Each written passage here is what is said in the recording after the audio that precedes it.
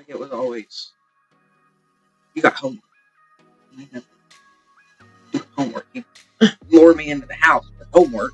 I'd hide in the bushes. That you're trying to have a sleepover and you don't know if what's going to happen. Because eventually you have to fall asleep. Yeah.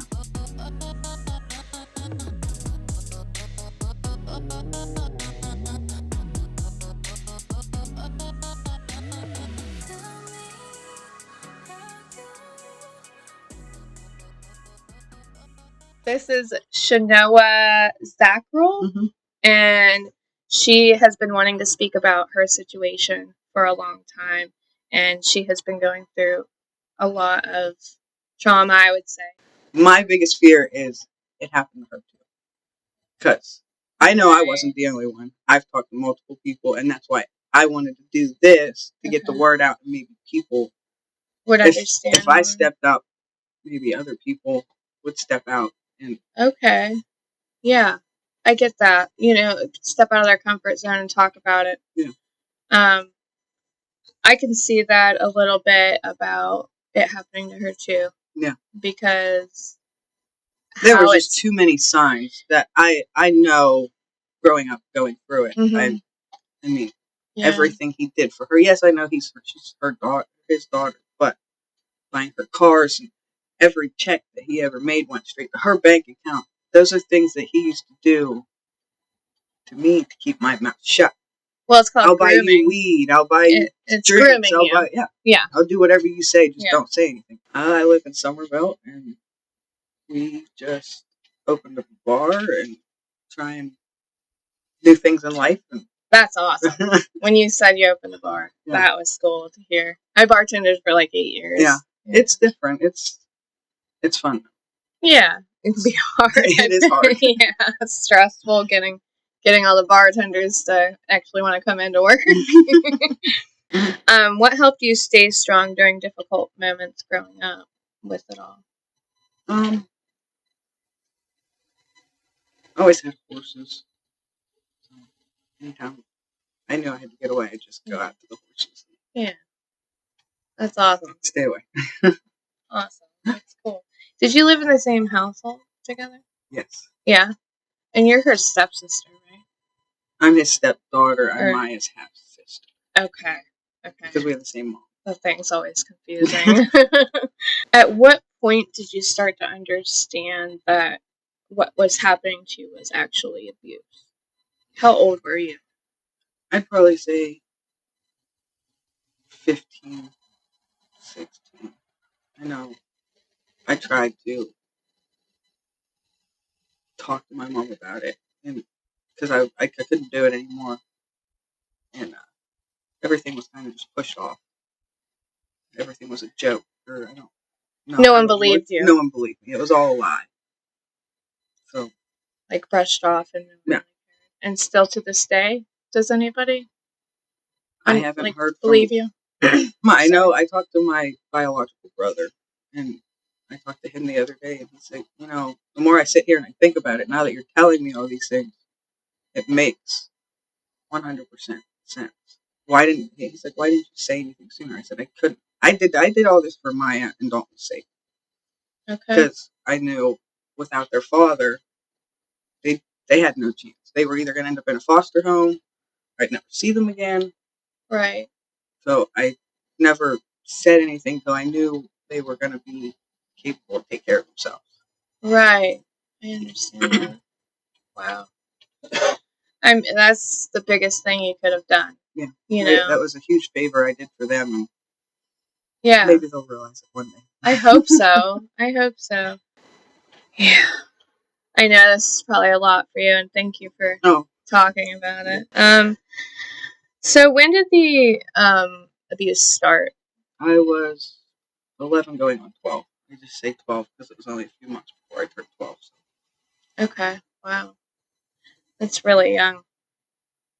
And you did answer this one. What made you decide to speak out and pursue justice? So, what made you pursue the justice?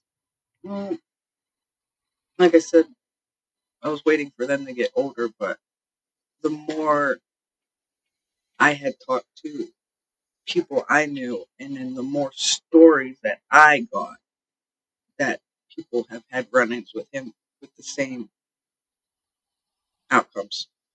Right. I couldn't do it anymore. Yeah. I couldn't sit back and knowing he was looking for a girlfriend. Yeah. What if he met someone with a little girl? Right. I didn't want some other little girl to end up going through what I went through. Because I live with it every day. And you know that would have happened. Yeah. Yeah. For sure. He obviously can't control himself. Yeah. Yeah. That's unfortunate given the circumstances. I know you wanted justice, and how do you feel about that? For everybody. Right. For everyone involved, not just you. Mm-hmm. And obviously you are helping Maya at the same time, and she doesn't quite understand that yet. She will someday. And even given the time of, they found him passed away. I mean, They found him deceased. So, obviously it'll take her more time now to understand what actually. Right now she thinks it's my fault. Right. Oh. It's not my fault. No, it's not. It's not your fault. I guess people want to point blame on someone else, mm-hmm. and you're the only one she can't, unfortunately. I know of at least 5. Wow. But I know when I was 16, or I was 17, I looked at my mom and I asked her how I could get out of the house. I couldn't figure out any other way to get out of my house. I couldn't live with it anymore. She told me I had to get pregnant. So I took the steps and I got pregnant. No way. And then the next steps for me to move in with my child's father was I had to get married to move in with them. So I was married at 17. Oh my god. Had a kid at 18 just to get away from to get away from it. Oh my gosh. And I don't know where I was going. I'm so sorry. I was about how many, and you know of that many, so obviously there's. So after I moved out and got mm-hmm. married, I know he used to throw parties at their house. I don't live there no more, but I know they'd have keg parties, and there would be hundreds of underage kids there. Wow. And I don't know how many kids were really affected. I mean, they were under the influence, so some of them probably don't remember. Some of them were probably drugged, to be honest. Wow, right. I never attended them because I didn't want to be there. Yeah, I don't blame you. Yeah, when you knew better at that time, I'm assuming. Yeah. Yeah. So, let's see. Let's try not to get emotional, right? I think I already asked that one. Did you kind of answered this one, but did you face any pressure from family or others not to come forward? Yes, whenever I told my mom when I was 16, I don't want to say he threatened, but he said that if I didn't say it was all a lie, that he was going to leave and not take care of them. And that would hurt your mother and their kids. And I knew I was getting older. I only had a few more years, but I only think they were 10. So, I mean, for me to leave my little brother and sister I know my mom couldn't take care of them by herself. So, or protect them. If you left, then nobody's going to be there to make sure, because you could tell better than anybody if it was starting to happen. Mm-hmm. Yeah. And you probably knew his routine mm-hmm. of how it happened, it happened. For many, many years, even after I moved out, when I would go and visit my sister, I would ask her constantly if there was anything. Anything. Right. And she always said no, but so did I. Right. Oh, man. So the brothers live in Florida. Mm-hmm. Is that for a reason? Is it related or no? No, their mom lives in Florida. Okay. They used to live up here. Okay. When she moved down, they just went with her. Yeah. Okay. All right. I wasn't sure. I figured I'd ask. Yeah. So, was there a time that Maya lived there with him by herself? Like, was she living there alone with him? Mm-hmm. Yeah, it was even after the baby was born. That's why me and my boyfriend, we were trying everything in our power to get her out of there. We're going to give her one of our rentals. We're like, here. I mean, it needs a little work, but I mean, it's a house for you and your daughter that you can live in. That way, I know, and I have a peace of mind knowing you're not in that house with him by yourself. Right. Yeah, that would. But I couldn't tell her all of those words.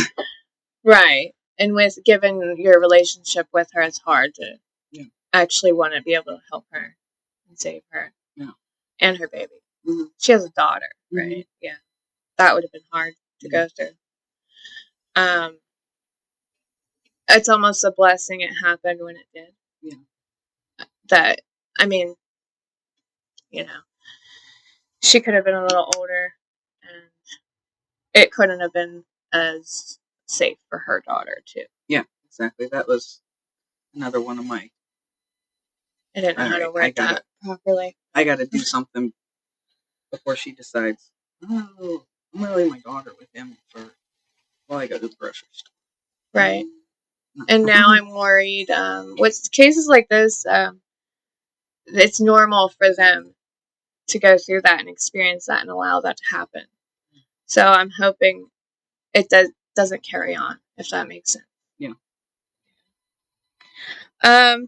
So the charges were officially filed the day your stepfather went missing. The investigator was going to talk to him the day he went missing, right? Did I get that? The day before? She had an interview with him the Thursday before he went missing. She called me the week before and said that she finally got in contact with him because it took them a while.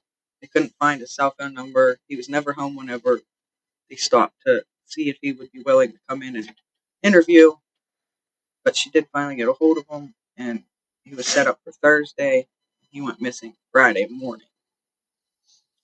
Okay, so... And then when she called me Friday, she goes, I'm not quite sure what the whole...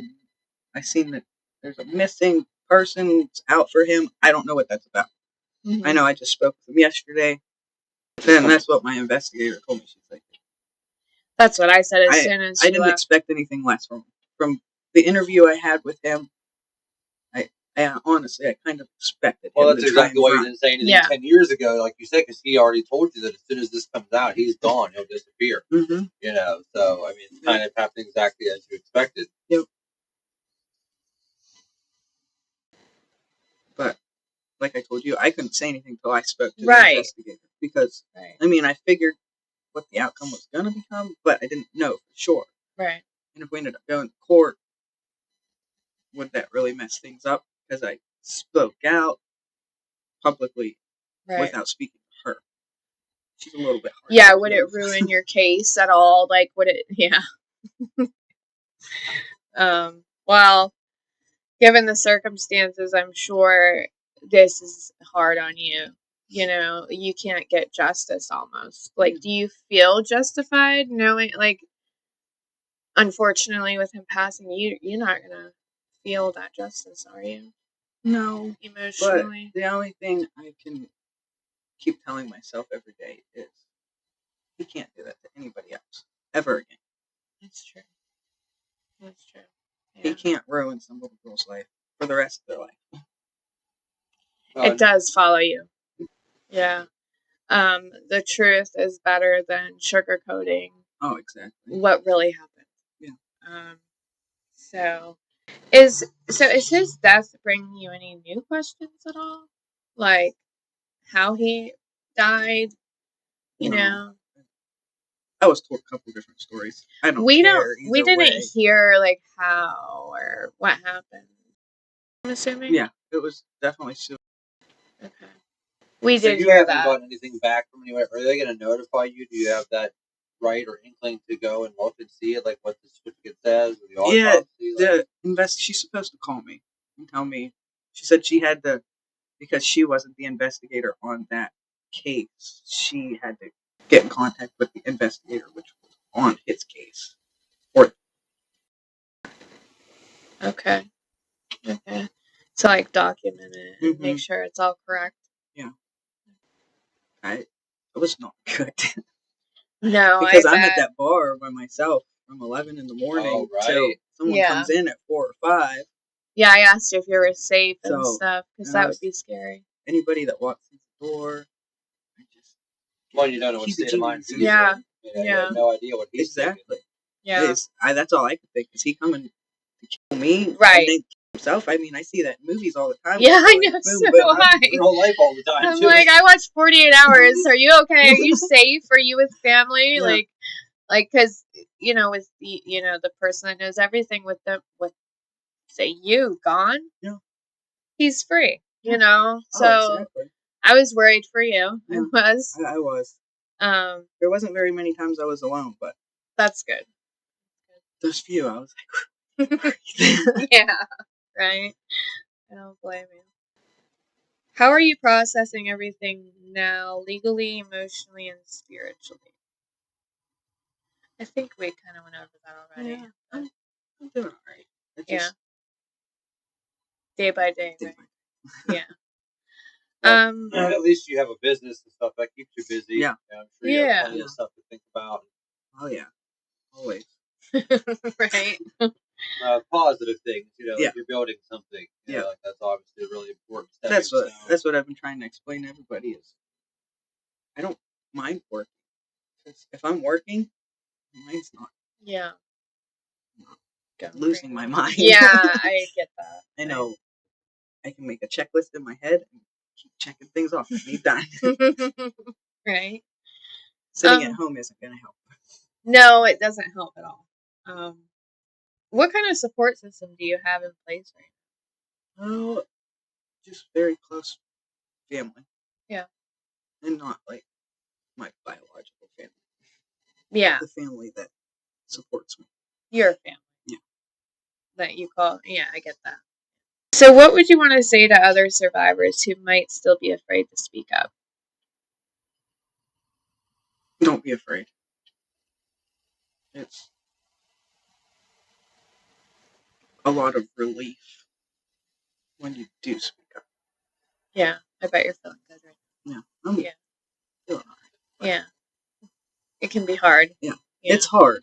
I'm not going to say it's easy because it's not easy. I have a question though. So if you could go back, would you have spoke up sooner? Would you have, because if he was going to take off and leave, would that have almost in the long run maybe been better for everybody? Do you think at any point you wish you would have said something sooner? Yes. I don't know how sooner. I knew, like I said earlier, with my brother and sister being that little, I knew that wasn't the right time. I didn't want to see my brother and sister in foster care where I'd never see them again. It's probably what keeps most people from speaking up. Yeah. Just the fact that nobody will believe them. Yeah. Yeah. Yeah. Right. And that would be tough knowing, okay, he's probably the sole provider, right? Mm-hmm. And you guys were so young. Your mom probably felt like, oh no, my world's going to crash down if you speak up. Yep. So don't. Yeah. And that's not fair to you. That's not ever fair. Mm-hmm. How do you define justice for yourself now? Are you religious?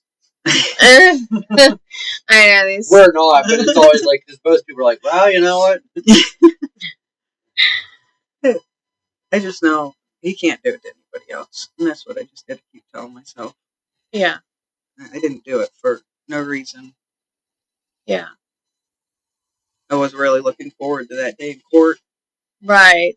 But I can't have that. Do you feel closure at least somewhat? Somewhat, I guess. Call it closure. Yeah. It's tough when this happens because obviously they can't face what they did. And it's tough. I can only imagine what you're feeling. How do you hope people to take away from hearing your story? Do you hope that hearing you will help them, like you briefly said a little bit ago? Yes. I'm hoping, even if it's not with his case, anybody speaking out, don't be afraid. Yeah. I mean, you're going to be afraid. Don't be afraid. Don't be afraid. Don't be afraid. Exactly. It'll all pan out at the end. It will. It takes time, as you know. And I hope with the other girls that will hear you will help them to, see you out of your comfort zone speaking about it. It can be hard. I'm curious. So obviously you've been involved with an investigator and maybe other people as you go through this. You're essentially obviously a victim of a crime. Did they offer you any resources now that obviously they know that you're not going to be able to get legal justice? Did they offer you any kind of resources, maybe counseling, anything like that? Not yet. I was in counseling there when I first went in September because I was having a hard time. Was that the first time? No, I've been in counseling. I was going to say that this numerous times since I was 16. Yeah. To any good result? Anything good come out of that? You ever, honestly, a lot of people don't get anything from it. And that's where we talk a lot about. I would if any counselor I've been to, and it's no offense to them, I know they're doing their job, but they're more concerned about your life today than talking about what I went there to talk about. Really? See, so it's almost like falling on deaf ears. Yeah. You go and talk to somebody that's supposed to just be there for you, and you don't even feel like they're even listening. Yeah. It's a shame. I don't know why they're always like, ooh, how's your life today? Right, the basic questions. But I mean, I'm here for this reason. Right. We're not discussing it. Yeah. Is there anything we haven't talked about that you feel is important for people to understand?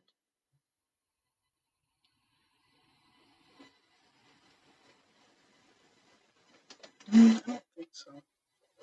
So you said this started when you were 12, right? So where was I going? Well, how could somebody who's not been through this be aware of maybe telltale signs or what? Yeah. I know. I'm sure early on it seemed innocent, but at some point you had to start to wonder.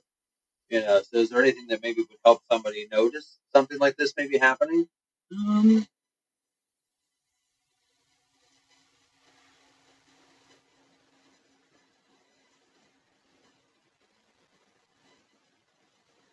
It's hard for me to say. I'm just trying to think. You're fine. I know when it all started. I don't know. I think my mom was working, but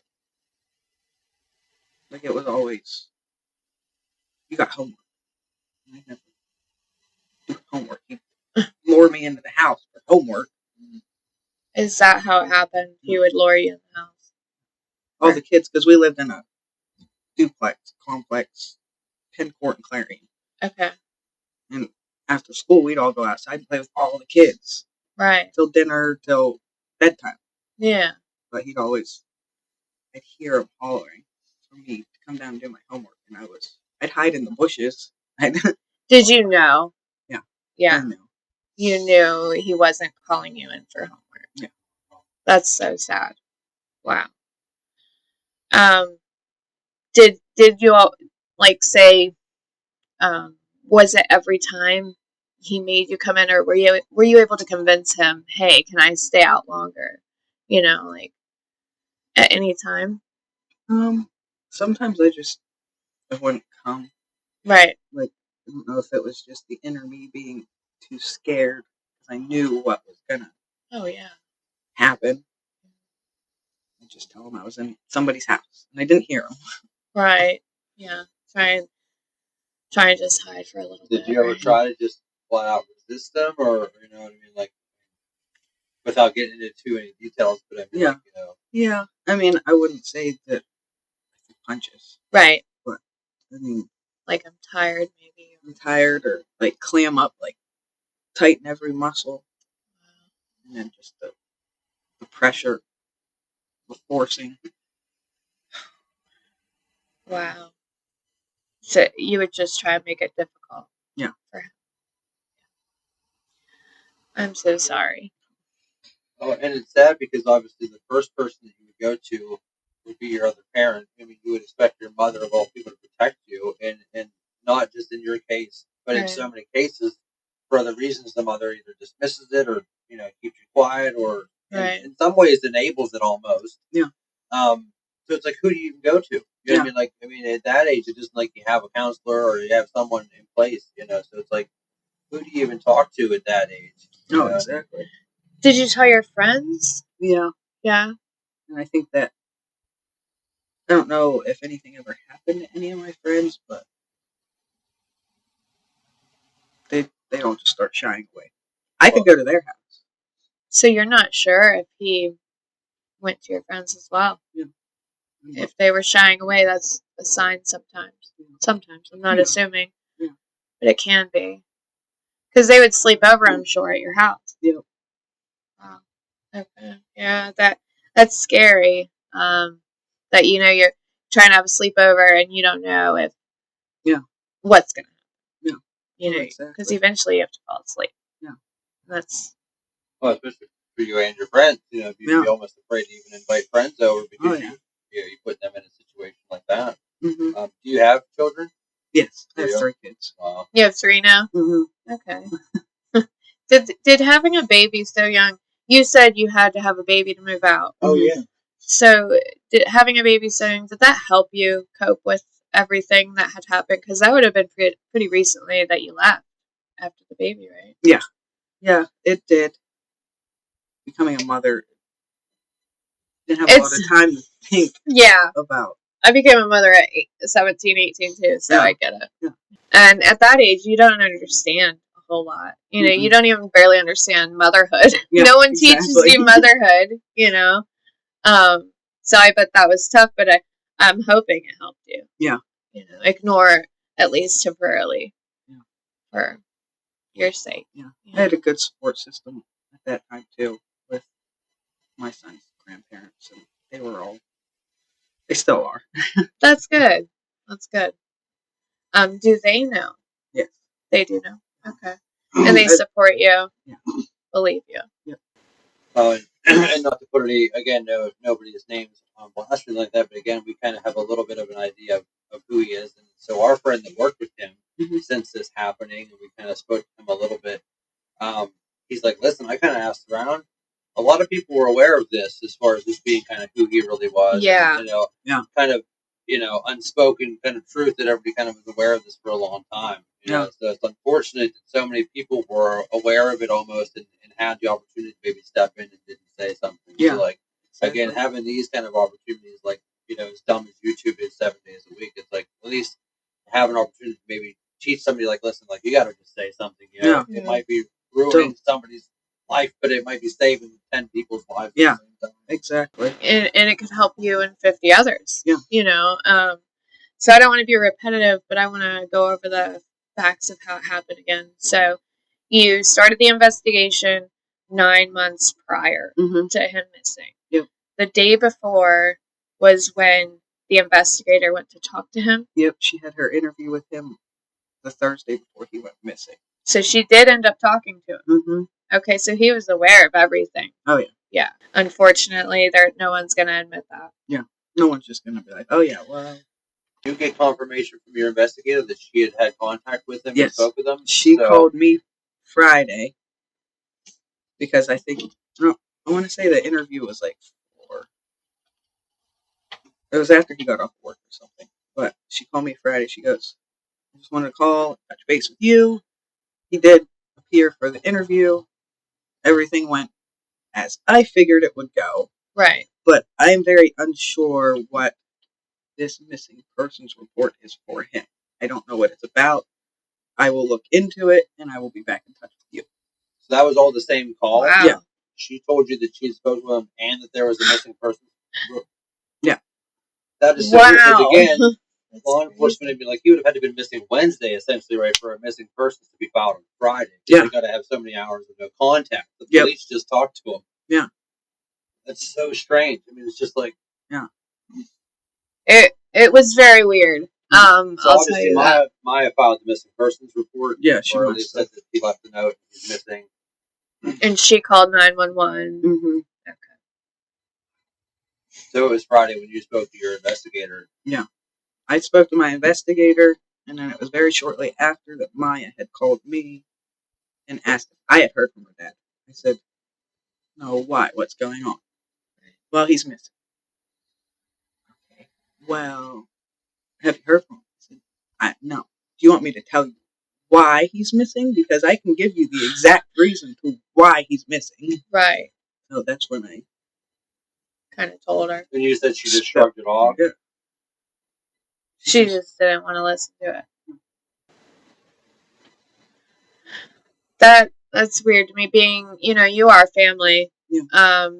It's unfortunate that she's treating you that way and just shrugging it all off. And this isn't the first time she's been told that this has happened. Obviously, this isn't the first time she's found out that you're accusing him of this, right? I mean, like, she's known about this for a while. I don't know if she has. Oh, okay. I know I was hoping all the times throughout her life that I asked her, hey, has your dad ever touched you? Right. Has your dad ever looked at you the wrong way? Right. So she didn't know about the investigation and all that. Obviously, she didn't know until you spoke to her that day. No, my investigator was like, keep it quiet. Don't say, especially if she's as close as you say she is with him. If you say something to her, yeah, she's going to say something to him, and there will be no interview. Right. Because he won't. You did the right thing, I think. And you tried to finish the case, and now we're here.